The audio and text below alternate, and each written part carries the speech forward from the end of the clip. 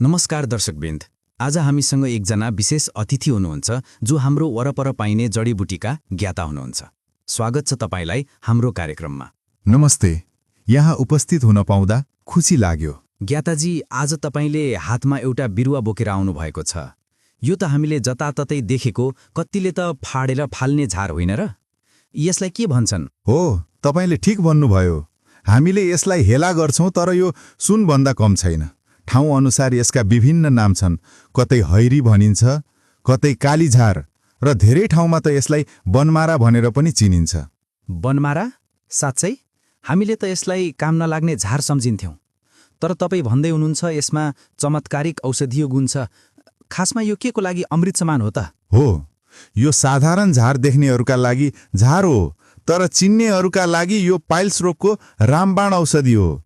यसले पुरानो भन्दा पुरानो पाइल्सलाई पनि जरैदेखि निको पार्ने क्षमता राख्छ। के भन्नुभयो? पाइल्सको लागि? यो त निकै ठूलो र आश्चर्यको कुरा भयो। के सबै बनमारा एउटै प्रकारका हुन्छन्? एकदम राम्रो प्रश्न। यसमा पनि दुई प्रकार हुन्छन्। एउटाको डाँठ हल्का रातो हुन्छ भने अर्कोको चाहिँ गाढा कालो हुन्छ, जस्तो कि यो मैले ल्याएको। पाइल्सको लागि यो कालो डाँठ भएको चाहिँ भयंकर अचूक औषधि मानिन्छ। वाह, यो त गजबको जानकारी भयो।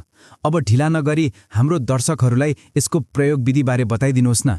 पाइल्स भएकाहरूले यसलाई कसरी प्रयोग गर्ने त? विधि एकदमै सरल छ। बिहान उठेर खाली पेटमा यसको 4-5 वटा कलिलो मुन्टा अथवा टुप्पो लिनुहोस्। त्यसलाई सफा पानीले मज्जाले धुनुहोस् र पिसेर करिब 1 चम्ची रस निकाल्नुहोस्।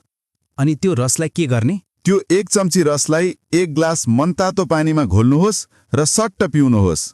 यो प्रक्रिया तपाईले हरेक बिहान खाली पेटमा गर्नुपर्छ। कति दिनसम्म सेवन गरेपछि यसको असर देखिन थाल्छ?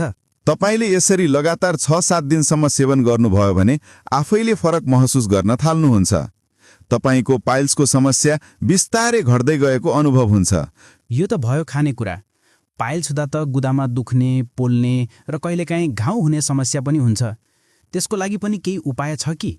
अवश्य छ। त्यसका लागि पनि यही कालीझार काफी छ। यसका 4-5 वटा पात लिनुहोस्। त्यसलाई धेरै जोडले नभई हल्का नरम हुने गरी हातले मोल्नुहोस्।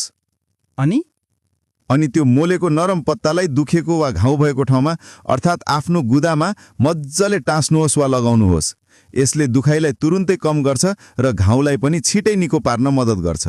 वाह ज्ञाताजी, तपाईले त आज साँच्चै एउटा खजानै नै देखाइदिनु भयो। हाम्रो आँगन र बारीमा त्यसै खेर गइरहेको बनमारा यति ठूलो रोगको अचूक औषधि रहेछ। यो अमूल्य जानकारीका लागि तपाईलाई हृदयदेखि नै धन्यवाद। धन्यवाद।